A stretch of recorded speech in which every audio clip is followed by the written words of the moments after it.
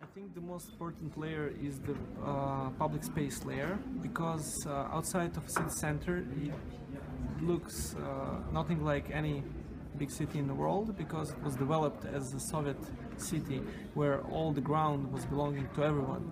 So today the big challenge for the city is to decide, is it going to divide this space between the citizens, or it will be public for everyone? Well, urban layers, it's quite a complicated issue of Moscow. So we have some historical layers, like historical center of the city, and some footprints of different times of Moscow development. And mostly it looks like we have some inner city surrounding this industrial belt, and then residential territories around it. And the space structure of the Moscow, I think it's really a circle radial system. It's one hand is a problem, but problem not is the structure, but the quality of the structure. It's the most radial system than center, and then circle. It is not just the capital of a big country, but also an old city with its own citizen culture that is really not like in other cities. Of course, St. Petersburg is quite a position, but people used to say that Moscow is a big village, and that where I think a lot what is from people, not from the authorities, stays, and people still keep it. And of course the tissue of the city keeps it. For me, there are some footprints of different types. So if you look at the city, you should understand how this special structure were grow and development through the different periods and through the different master plans of the city. And understanding of this is gives some keys to understanding of city. The simplest way, like center, then industry, then residential part. But when you look at this main feature of Moscow, we have a lot of empty spaces. So in one hand it looks like a really dense city, but we have just small dense islands surrounded mostly by nothing. Sometimes it's something green, but it's not a park, such as some green. Sometimes it's railroads, sometimes empty industrial place. And Moscow, for me, it's like an archipelago of different islands surrounded by something strange. And this strange is most interesting territories to work with. I think there is no one direct question. It really depends what you want to see. I mean, if you want to see some radical ideas, you can see it. But if you want to see some left ideas, you can see. It really depends on your view. Because you can meet in Moscow everything what you want to see. It's such a big. You can see really rich people. You can see really poor people. You can see very intelligent people. You can see very low education people.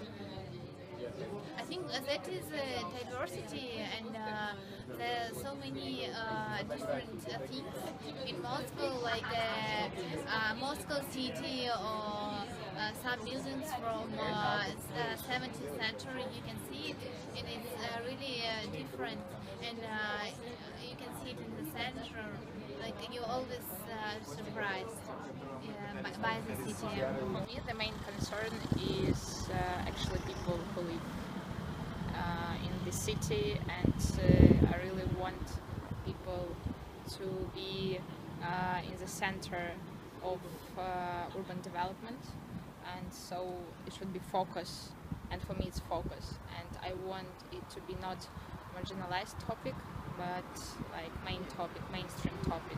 So everything should be focused and centered around one person who just lives in the city, and the city should be comfortable for this person in Широкий взгляд. It means that it doesn't matter how a person looks like or what he or she thinks. This person should live in Moscow and think that this city of his or her own. So yeah, for me it's the most important layer. Well, in my opinion, the most important layers is the territorial hierarchy in Moscow and the processes that are not so widely focused in infosphere and the news and in what you find when you Google Moscow news and Moscow events or Moscow whatever. That's the processes of the periphery, the processes of layers that are hidden from the tourists' gaze and that are shown only to Moscow city's dwellers and the local politicians and activists that work hard battling neoliberal combine of Moscow authorities and developers that destroy Moscow parks and many districts. The layer of 2,250 conflicts which are burning in Moscow periphery districts and even in Moscow central districts, but on the periphery of them. That's a small conflict. It doesn't burn. You can continue here. So I think that's the most crucial agenda in understanding what Moscow really is, what Moscow is for 90% of Moscow city dwellers, not for those 5% hipster Stalinists that think that they are doing a new Moscow for those 5% hipster Stalinists.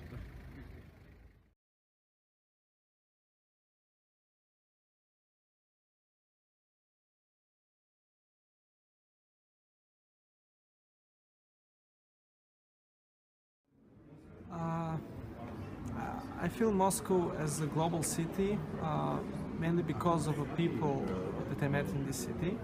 From one hand, I have a lot of friends who have studied here, who started their careers in Moscow, and today they're making big projects from San Francisco to Hong Kong, from starting from India to London. So today they're in a they're doing, some of them are doing the most interesting projects in the world as housing on the Mars. And on the other hand, you have a lot of people who are coming from outside to the Moscow, and what is for me the good understanding that Moscow is a global city, that they're coming here, they're finding this place as a home, and they find the people that look same to them. So I think in architectural view, and if you look at the architects, we're all on the same page, so it's very interesting. Like Moscow really not Russia. During last year mostly I traveled a lot of around Russia, and Moscow is really something special and something different. And sometimes people consider it like a problem, like Moscow just get all the resources from all over the country, but on the other hand it could be like a kind of bridge between Russia and the rest of the world. And it's a question actually for Moscow government, municipality, and also for the people, for the inhabitants of Moscow. What way are they prefer? So and it's a choice. And well, I can't do it by myself. It should be like a common choice for the citizens, how they will work with it. Well, I do not really know, because for now global politics affects mostly politics, not the city. But for example, you know what is happening now? Last September, there was a big reconstruction of the square in the center, which is called Triumfalna, and there we have a monument of Mayakovsky, and in 70s it was an important place for poets to gather, for contemporary poets to gather and to declare their poems right in the city. And after this reconstruction, there were a lot of arguments about is it good or is it bad, and I decided to make my birthday party, just to come there with wine, but not in the bottles because it is not allowed to drink alcohol, but still. And some of my young friends came, and they were really they were glad that they have this opportunity to do their own party, not planned party, in the center of the city. Because we did it in 2000s and in the late 90s we did it a lot on every boulevard and so on. And from their reaction I understood that now our city is much more close for some own initiatives. I feel that about Moscow, and only several trends of global capitalism we sense in our local context. But one of these trends is for sure that strange and, in my opinion, disgusting agenda of Richard Florida and those rules of a comfortable city or rules of creative city or whatever. Those neoliberal delusive things being multiplied by our local forms of so-called democracy, which is have no nothing in common with democracy, is really comes to very bad conclusions. And I think that Moscow is an example of how you know, when you take the ideas of a comfortable or creative city and then you try to do it in a socialist manner of industrial production, then you have the most dramatic and most disgusting results. We could move the camera there, like this. Like this, we have a festival spree. That's the festival of jam, and that's really strange, but that's like 7th festival that produces terrible objects of beautification all over the Moscow city center. They are all horrible, they are strange, they have no correspondence with Moscow's history, Moscow's values, but whatever, we have it because we have money for that. In Moscow, so yeah, I think Moscow is a one of global cities, and so we can compare Moscow with other global cities as New York, London, Tokyo, Paris maybe, yeah, Paris, São Paulo, and Mexico City, and we actually have the same problems here and the same trends here, but we have another way of solving all these problems and dealing with all these trends. We have our local context. So for me, that we are living in this global trend, and for like if you live here and like developing the city, thinking about the city, you should of course not copy paste all other like methods that actually I think people who have power do. They are just copy pasting. All of those events, all of those acts of beautification and constructions are done, guided by like so-called urbanism ideas, so-called urbanism rules, and so-called ideology of Richard Florida and Jan Gehl.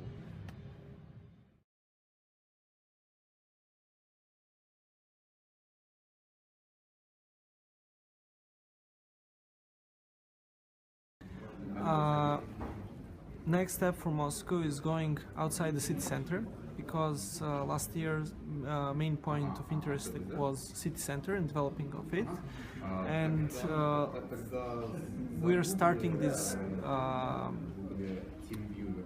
talks and public views, all that stuff on outskirts of Moscow a few years ago, but today architects are still working almost only on the city center.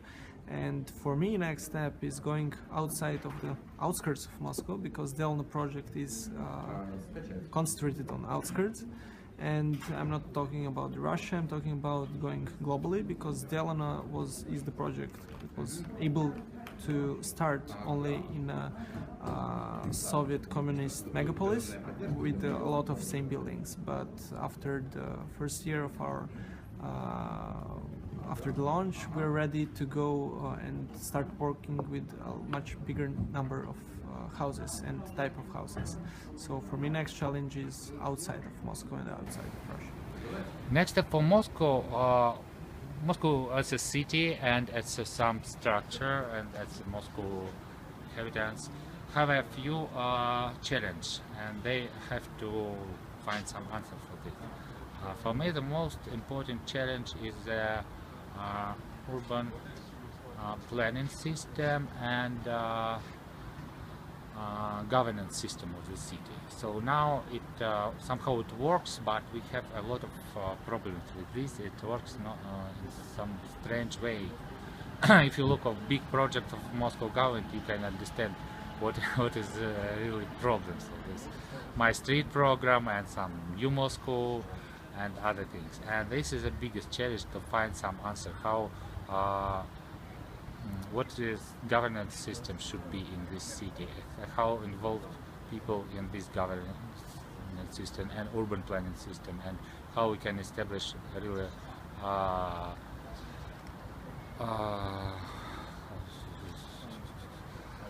long-term urban planning system in Moscow city. Yeah, if to think about future of Moscow and me in this future, I can't see. That's a problem for me.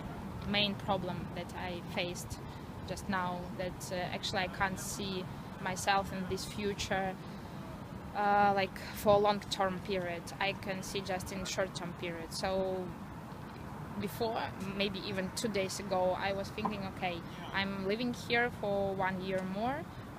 Doing stuff that I actually believe in, and then I'm thinking how it works, and then I can see how if it works or not, and then I will think what to do next. But I'm also not sure that 1 year is very long. So here for me is a problem that every day I can just leave the city and not to live here anymore.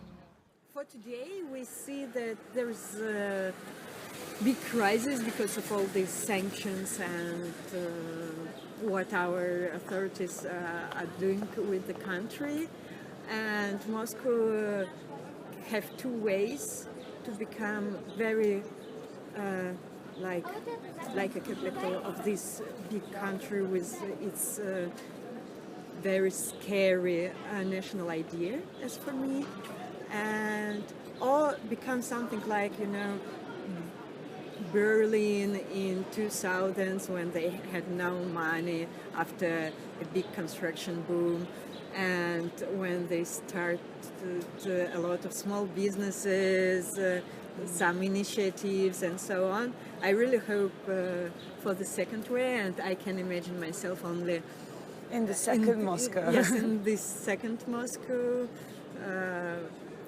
We see that it works, for example, for St. Petersburg, that do not have so much money as Moscow had for the last 20 years. maybe as our main authorities from St. Petersburg, maybe it will happen, but it can happen only if citizens will try to be active.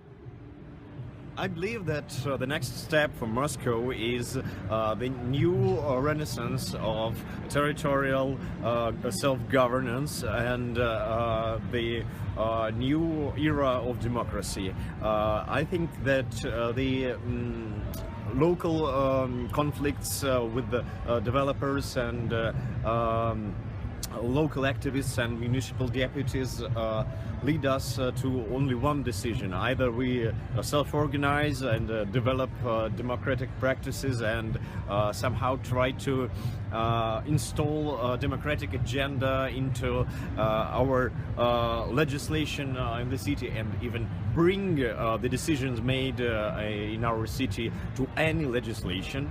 That would be the next huge step for us, or maybe the whole Moscow. And you in it? And I think that I'm here just like a community organizer. I'm trying to make people acquainted, and that's my task and my agenda for nearest